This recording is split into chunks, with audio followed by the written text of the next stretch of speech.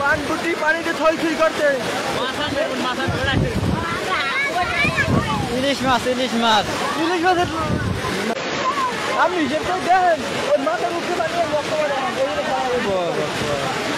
পুরুতুর পানি ঢুকতে ভিতরে। সবাই লাইভে যুক্ত হন দূরত্ব মিয়া কি লোকজন নাই নাকি লাইভে যুক্ত হয়ে দেন সবাই সবার কাছে শেয়ার করে দেন।